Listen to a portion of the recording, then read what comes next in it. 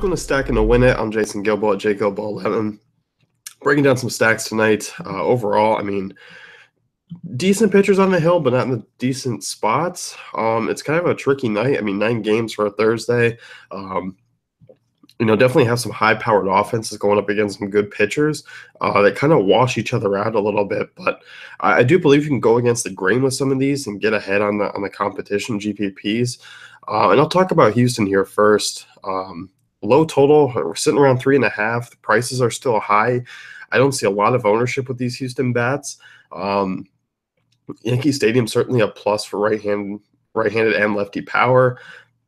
Houston been playing well this year. ISO, middle of the league against right-handed pitching. Woba's up there in top 5. They're not striking out a ton.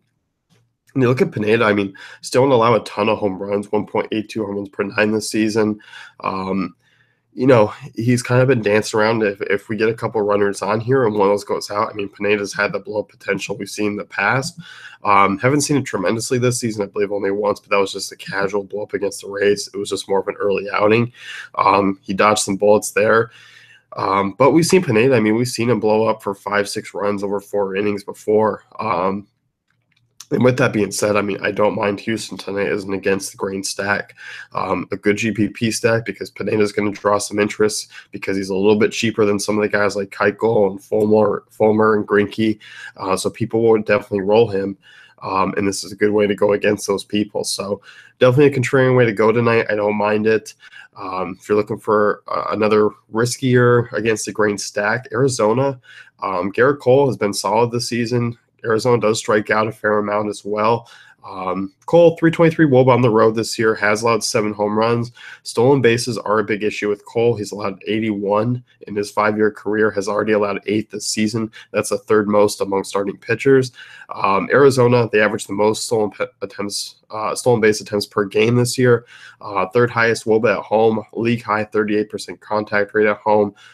Tough matchup here, but I like going against Cole here in a GPP. I think the stack is worthy of a look. There are safer stack options. Texas right-handed bats, I don't mind. Clayton Richards, not a bad lefty. He does roll a lot of ground balls, but does also roll a lot of line drives as well, 27% line drive rate. Hard contact right-handers, 36% is an issue. He does not strike out a lot of guys, 12% to right-handed bats. I won't be really touching the lefties in this one. I'll be looking more at the righties because Richard, 418 WOBA to right-handers, 1.57 home runs per 9. The Shield should jump back up and lead off. Elvis Andrus is worthy of a look. Carlos Gomez, Mike Napoli. Robinson Chirinos, if he's in the lineup, I definitely don't mind him as well. So in that ballpark, despite Richard rolling a healthy amount of ground balls, I don't mind the right-handers there. Obviously, if they can get into the pen early, which we've seen Richard have a couple of short outings of late, that's a plus as well. And even on the other side of that, I don't mind the game stack here with, using Will Myers or Manuel Margot or Solarte, Hunter Renfroe, Austin Hedges. Padres are worth a look as well. Martin Perez is kind of a similar pitcher. Doesn't allow as many ground balls, but look at Perez, very average against right-handed bats. It does have a crazy high walk rate, doesn't miss a ton of bats. The hard contact's up at 35%. So Padres Rangers definitely a game stack you can look at tonight. I don't mind going that way.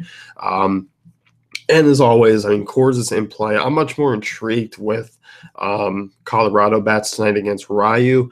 Ryu's been a guy who I will not touch. Is missing some bats, 12%. Is allowing a healthy amount of home runs so far early on. Hard contact rate's pretty average. But overall, Ryu's not a guy that I'm going to be shying away from. I don't mind Mark Reynolds, Ian Desmond, LeMahieu, Arenado, even Charlie Blackmon with the lefty-on-lefty matchup. So, as always, Coors draws some ownership with the stack, and it looks like weather's going to be okay there for once this season. So, we'll be going to the well there. As far as other stacks go, you can definitely look at the Twins, White Sox. Talked about Derek Holland, but he's been rolling lucky. If Dozier's back in the lineup, him, Vargas, Sano, Grossman are all intriguing options. On the White Sox side of things against Phil Hughes, I don't mind Abreu, Garcia, Frazier, Melky. Good ballpark there. Look like wind's blowing out. one of the healthier game totals on the slate. So that's definitely another stacking direction. So as far as everywhere else, you can probably stay away from those stacks, and those will be the ones that I'll definitely be keying in on. So good luck tonight, guys, and you can check out dailyfantasycafe.com for the rest of our tools and content.